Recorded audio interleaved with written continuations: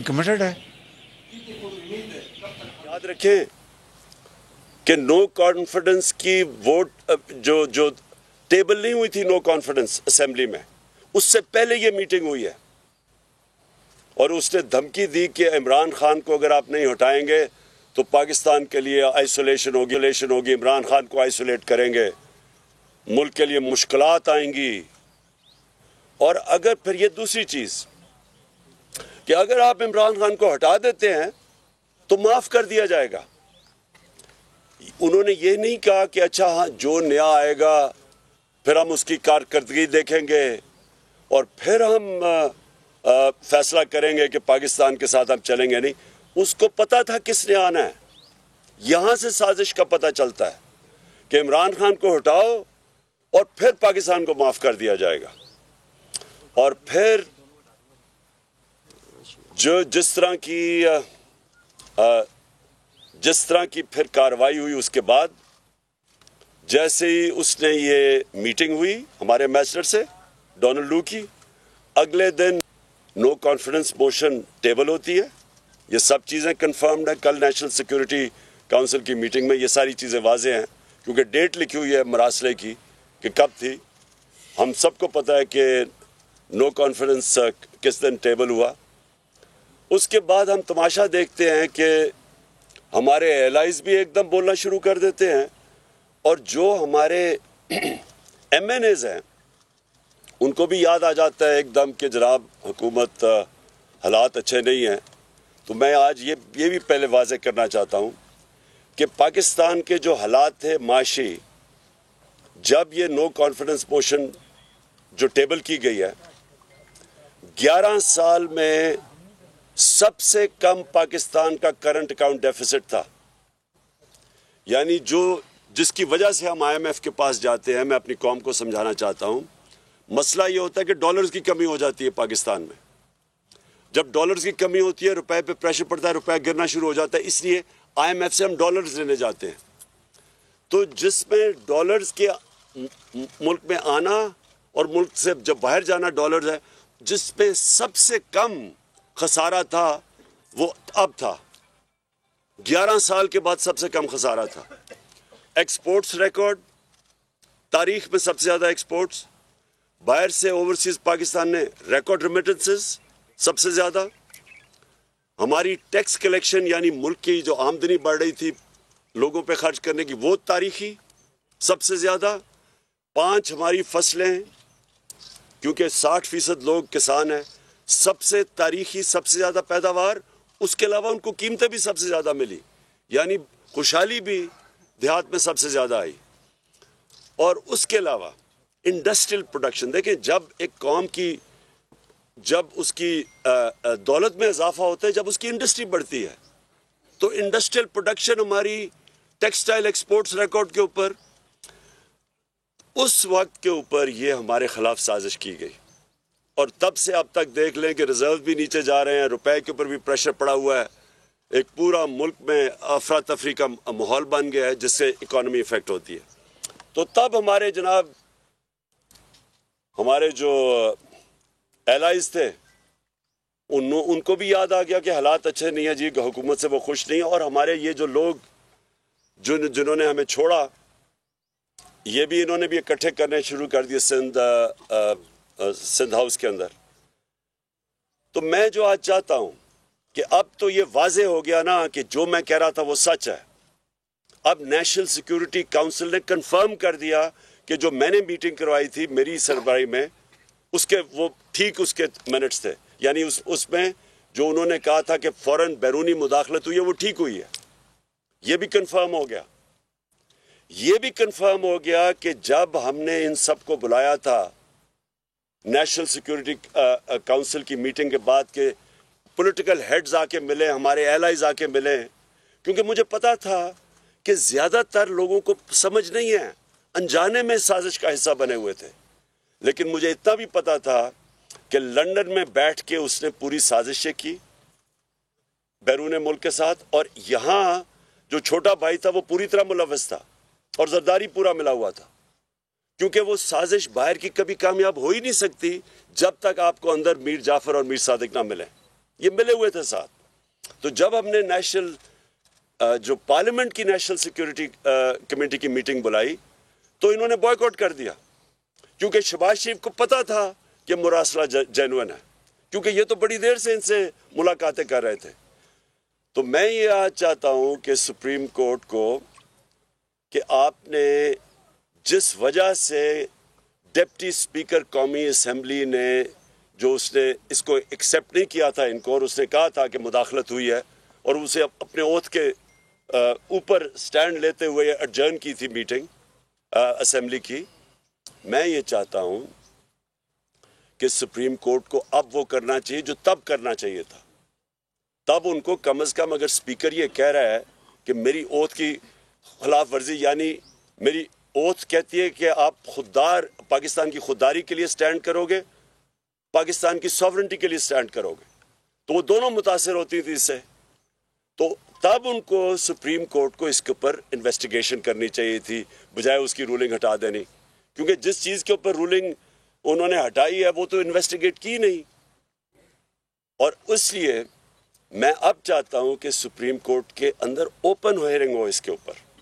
हम कोई camera hearing नहीं मांगते, हम ओपन हियरिंग मांगते हैं, क्योंकि ये इतनी बड़ी वारदात हुई है एक मुल्क की सॉवरेंटी के खिलाफ, हमारी आज़ादी के खिलाफ। ये इतनी बड़ी वारदात की गई है जो कि इनकी हुकूमत ने भी अब साबित कर दिया। तो इसके ऊपर इसलिए मैं आज अपने सुप्रीम कोर्ट को कहता हूं कि आपकी ओपन इसकी हियरिंग करें। और मैं इसलिए कहता हूं कि अगर आपने ये ना की, कोई पाकिस्तान का प्राइम मिनिस्टर धमकियों के सामने खड़ा नहीं होगा, कोई हमारा प्राइम मिनिस्टर ये नहीं होगा कि अपने मुल्क की मफादात के लिए बैरूनी जब दबाव आएगा वो हाथ खड़े कर देगा। जनरल मुशर्रफ ने हाथ खड़े कर दिए थे जब बाहर से धमकी मिली थी कि हमारी जंग में शामिल हो। जनरल मुशर्रफ ने एनआरओ दिया था जब कोंडालीजा राइस ने मीटिंग की थी उसके साथ और बेनजीर को इकट्ठा किया था, एनआरओ तब हुआ था। ये बैरूनी मुदाखलत थी सारी, जिन्होंने पाकिस्तान ने बड़ी भारी इसकी कीमत अदा की है। 80,000 लोग मरवाए, अपने मुल्क को तबाही, खुदकुश हमले हो रहे हैं चारों तरफ, कबायली इलाका उजड़ गया, $100 अरब से ऊपर कौम का जाया हो गया, वो एक धमकी की वजह से। और जब इकट्ठा किया कोंडालीजा राइस ने बेनजीर और मुशर्रफ को, तो एनआरओ दिया, उससे 4 गुना पाकिस्तान का कर्जा बढ़ा। तो आज अगर अपनी सॉवरेंटी के लिए हमारे इदारे नहीं खड़े होंगे, हमारा सुप्रीम कोर्ट नहीं स्टैंड लेगा, इसके ऊपर सही माने में इन्वेस्टिगेशन नहीं करेगा, तो हमेशा के लिए पाकिस्तान के वजीर आज़म सरबरा धमकियां बर्दाश्त नहीं करेंगे। वो अपनी कुर्सी बचाने के लिए हाथ खड़े कर देंगे जैसे पहले होता रहा है। तो मैं दूसरी चीज़ ये चाहता हूं कि जब सुप्रीम कोर्ट इसको इन्वेस्टिगेट करेगी, तो ये जब इन्वेस्टिगेशन होगी तो पता चलेगा कि जो सफारत खाने थे, ये बैरून मुल्क सफारत खाने, कौन कौन लोग इधर ज्यादा जाना शुरू हो गए, कौन से ओपोजिशन लीडर से इन्होंने ज्यादा मुलाकातें की, और सफारत खानों का क्या काम था उन लोगों को बुलाना जो वो समझते थे कि तहरीक इंसाफ में खुश नहीं है, उनको बुलाना शुरू कर दिया। जिन्होंने सबसे पहले जो अपने ज़मीर बेचे और जो लोटा हुए, उनको पहले से बनाना शुरू कर दिया था सफारत खानों में। ये इन्वेस्टिगेट होना चाहिए। कैसे पहले से ही मीडिया के अंदर बातें शुरू हो गई, बड़े नामवर सहाफ़ियों ने पहले से लिखना शुरू हो गया कि इमरान खान की हुकूमत के खिलाफ साजिश शुरू हो गई। वो मुझे भी सारी खबरें मिल रही थी, हमें भी ये सारा पता चल रहा था जनवरी से, जब ये सारी गेम शुरू हुई थी, हमें ये सारी चीज़ें पता चल रही थी, क्योंकि हमें खबरें आ रही थी कि ये कैसे किधर लंदन में कौन कौन लोगों से मुलाकातें कर रहा है, जिधर से ये शुरू हुई थी गेम। तो मैं आज इसलिए ये कहना चाहता हूँ कि हमारी जमहूरियत, हमारी आज़ादी के लिए आज ये सबसे बड़ा ख़तरा बना है, और अगर हमारे इदारे आज नहीं खड़े होंगे इस कौम की खुददारी और आज़ादी के साथ, तो ये तो गुलामों की, करप्ट लोगों की गुलामी के अंदर हमें ही नहीं, सिर्फ हमारे बच्चों को का मुस्तकबिल खतरे में। मैं ये दूसरी चीजें पूछना चाहता हूं आज कि जब ये लोग इन्होंने अपने ज़मीर बेचे और इन्होंने अपने हलकों से गद्दारी की, इन्होंने हमारी जमहूरियत से गद्दारी की, मैं ये पूछना चाहता हूं कि क्या ये इतनी इंपॉर्टेंट चीज़ नहीं कि इलेक्शन कमीशन और सुप्रीम कोर्ट इसको फौरी तौर पे सुने, इन केसेस को डे टू डे बेसिस पे इनके हल करें। पंजाब असेंबली में जो हुआ है, इससे ज़्यादा शर्मनाक चीज़ क्या हो सकती है? जिस तरह वो पुलिस को अंदर भेज हमारी बेचारी MP वो लाइफ सपोर्ट मशीन के ऊपर है, इस वक्त डंडे मारे गए, जिस तरह आसिया को, जिस तरह इन्होंने किया पंजाब असेंबली में और जिस तरह की हरकतें की गई, ये क्या कोई जमहूरियत है? और फिर जिन लोगों ने अपने आप को बेचा, क्या हम अपनी सारी कौम के सामने इजाज़त देंगे इस तरह की चीज़ को कि किसी मगरबी जमहूरियत या बरतानिया की जमहूरियत जिधर से हमने ये मॉडल लिया है, कभी सुना है इस तरह की कि लोग कमरों में बंद करके बकरियों की तरह और इनको ख़रीद रहे हैं? कभी यहाँ कहीं हुआ है? तो मैं हैरान हूँ कि हमारा ना सुप्रीम कोर्ट के अंदर ये वो अर्जेंसी है, ना वो इलेक्शन कमीशन के अंदर है। और इलेक्शन कमीशन का तो मैं ये वाज़ेह कर दूँ आज कि इलेक्शन कमिश्नर को रिज़ाइन करना चाहिए। देखिए, जब मैच खेला जाता है तो अंपायर के अंदर दोनों टीमों को मानना चाहिए कि अंपायर ठीक है। जब एक जज केस सुनता है तो अगर एक पार्टी ये समझे कि जज के ऊपर उसको एतमाद नहीं, तो वो रिक्यूज करता है अपने आप को। जब एक पाकिस्तान की सबसे बड़ी पार्टी ये कह रही है कि इलेक्शन कमिश्नर एक जानबदार किस्म का आदमी है जिसके ऊपर हमें कोई इतमाद ही नहीं है, सारे फैसले ही हमारे खिलाफ करता है, और जब चाहता है तो किसी के ऊपर एक्शन ले लेता है और जब चाहता है नहीं लेता, क्योंकि डिपेंड करता है कि वो कौन सी पार्टी में है। तो जब इसके ऊपर हमें इत्मीद ही नहीं है तो इसको रिज़ाइन कर देना चाहिए, क्योंकि ये एम्पायर बन ही नहीं सकता। और इसी तरह मैं सुप्रीम कोर्ट को आज कहूँगा कि 63A इतना इम्पोर्टेंट है। अगर ये लोग अब सारे बच जाएंगे और ये साजिश का हिस्सा पैसे भी ले लेंगे, साजिश का हिस्सा भी बन जाएंगे, और अगर कोई एक्शन नहीं लिया जाएगा इनके ऊपर, तो आपने तो दरवाजे खोल देने हैं कि हर किस्म का आदमी पॉलिटिक्स में आएगा, अपने ज़मीर इलेक्शन वोट लेके आएगा और ब्लैकमेल करने के लिए अपने आप को बेचेगा। तो ये तो हमारी पॉलिटिक्स और हमारी जमहूरियत की नेगेशन है। मैं आखिर में आज जो हम करने जा रहे हैं, आज जो हम अनाउंस किया है, मैंने आज हमारी मीटिंग की है, मैंने अपनी सारी तंजीमों को आज तैयारी करवा रहा हूँ।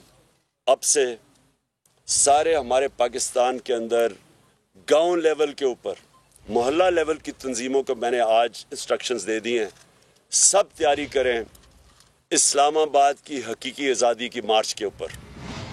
ये मैं डेट दूंगा इनको, लेकिन मैं तैयारी अभी से करवा रहा हूँ, और इंशाअल्लाह ये इतना बड़ा ये अवाम का समुंदर आएगा इस्लामाबाद की तरफ, क्योंकि मैंने कभी कौम के अंदर इस तरह का शऊर नहीं देखा जो आज है उनके अंदर।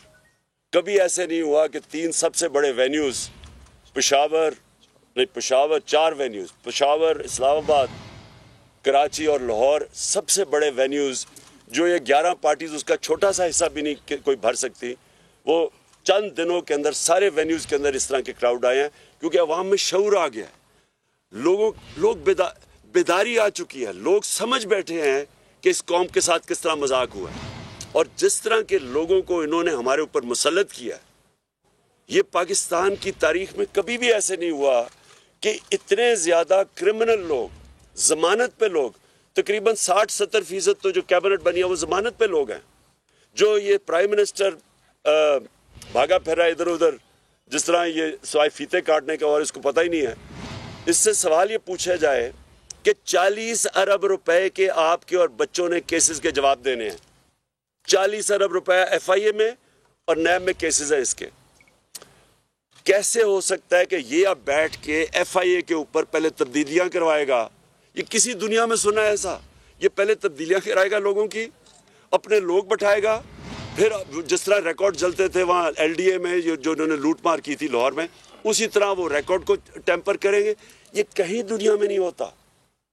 और ये कैबिनेट ECL के ऊपर 60-70% लोग हैं, ECL पे भी है, जमानत पे भी है। ये कहाँ दुनिया में होता है? और वैसे मैं कह रहा हूँ कि मुझे भी ECL पे डाल दें, क्योंकि मैं वैसे ही बाहर नहीं जाना चाहता। लेकिन इनको इतना खौफ क्यों होता है बाहर जाने का? इसलिए कि पैसे बाहर पड़े हैं, जायदादें बाहर पड़ी हैं, पाकिस्तान को लूटते हैं। पैसा जब अरबों रुपए का बनता है तो वो बिस्तर के नीचे नहीं आता, इसलिए उसको बाहर भेजना पड़ता है, दुगना नुकसान करवाते हैं। तो मैंने अपनी सारी पार्टी को आज कह दिया कि हमारी मूवमेंट शुरू हो जाए। हर गांव मोहल्ले में अपनी तंजीमों को मैंने आज मैसेज पहुंचा दिया, अपने सारे MNAs MPs को बता दिया है कि अपने लोगों को तैयार करें, और मैं इंशाल्लाह कॉल दूंगा इस्लामाबाद की हकीकी आज़ादी की बात। और चलो पहले ये बताइएगा, जिन अदालतों ने रात को 12 बजे इस डर से अदालतें खोली कि आप कोई आइन की खिलाफ वर्जी करने जा रहे हैं, जिन अदालतों ने 68A की आपकी पिटीशन जो है उसको ईद के बाद डेफर किया, और हमजा शहबाज की जो बतौर वज़ीर आला बनने की पिटीशन थी उसको फौरी तौर पर निपटाया, उन अदालतों से आप दोबारा जुडिशल इंक्वायरी की दरख्वास्त कर रहे हैं, तो क्या उनके फैसलों को आप मानेंगे? अच्छा, मैं एक और चीज़ बता दूं कि 27वीं रात को इंशाअल्लाह हम शब दुआ कर रहे हैं। उस रात को हम सब दुआ करेंगे, सारे हमारे जिधर भी, मैं पाकिस्तानियों को कह रहा हूँ, मैं सिर्फ अपनी पार्टी को नहीं, लोगों को कह रहा, और इसलिए हम करेंगे कि ये हकीकी आज़ादी की जो हमारी मार्च है इसको अल्लाह कामयाब करे। मैं जो आपका सवाल है, देखें, हमें अपनी अदालतों को और अपनी अदलिया को मजबूत करना चाहिए, हमें इनके अंदर कॉन्फिडेंस रखना चाहिए। अवाम जो होती है, अवाम भी एक बहुत बड़ा प्रेशर होता है अमर बिल मारूफ का। अवाम भी कहती है सबको कि सीधे अच्छाई के साथ खड़े हो, बुराई के ख़िलाफ़ खड़े हो। हमें भी अपनी अदालतों को कहना चाहिए कि आपके सामने है क्या 63A, यानी कि जिन लोगों ने अपने आप को बेचा है और बेशर्मी से बेचे हैं, और जिन्होंने अपने हलकों से और जमहूरियत से गद्दारी की है, क्या इनके लिए अदालतों को फौरी तौर पे डे टू डे हेयरिंग करके इनके केस नहीं सुनने चाहिए? कादिर आपके पास आ रहे। कादिर सर, ये बताएं कि कॉन्स्पिरेसी का लफ्ज़ तो पहले वाले इलामिया में भी नहीं था और नए वाले इलामिया में भी नहीं है। बैरूनी मुदाखलत वाला तो उन्होंने पहले वाले इलामिया को भी तस्लीम कर लिया, तो प्रैक्टिस ऐसी की गई। और दूसरा ये कि दफ्तर खारजा में पहले ये ख़त छुपाने की कोई अटैम्प्ट की गई, ऐसी इतला भी आ रही है कि ये ख़त पहले वज़ीर खारजा से भी छुपाने की, ये साइफर जो है छुपाने की कोशिश की जाती है, तो बाद में। अच्छा, पहले एक और मैं चीज़ साइफर का बता दूँ। ये जो मुरासला है, देखिए, मैंने ये कहीं सुना है कि जी इस तरह के तो और भी मुरासले आते रहते हैं। जो भी ये कह रहा है उससे ज़्यादा झूठा और बेशरम आदमी नहीं है। कभी इस तरह की ज़बान इस्तेमाल नहीं की जाती डिप्लोमेटिक टर्म्स में। कभी भी एक छोड़े कि हम 22 करोड़ लोग हैं, एक छोटे से भी कोई 50 लाख की भी आबादी का न्यूजीलैंड होना, उसके प्राइम मिनिस्टर को भी इस तरह का धमकी कोई नहीं देता। ऐसे कभी इस तरह की धमकियां नहीं दी जाती। और जब धमकियां दी जाती हैं तो मैंने आपको गिना दिया कि एक दफ़ा जुल्फ़िकार अली भुट्टो को धमकी मिली थी, एक दफ़ा मुशर्रफ को धमकी मिली थी जब चारों शाने चित होके उसकी जंग में ले गए थे। और ये जो धमकी मिली है, ये ऐसी धमकियां नहीं मिला करती। और ये मैं समझता हूँ कि हमारे मुल्क के लिए सबसे शर्मनाक चीज़ है कि वो कौम जो ला इलाहा इल्लल्लाह का नाम लेती है कि हम तो उसके नारे पे आज़ाद हुए थे, वो इस तरह की धमकियों के सामने जब घुटने टेक देती है और उसकी साजिश, उनकी धमकियों के बाद साजिश कामयाब हो जाती है, और कोई शक ना इसमें करे कि इससे बड़ी साजिश पाकिस्तान में हुई नहीं है जो ये हुई थी। लंदन में नया पाकिस्तान सर 2 दिन से मुलाकातों का सिलसिला जारी है, इस पे जरा कमेंट करें सर। बस मैं यही कह रहा हूँ कि देखें ना, जब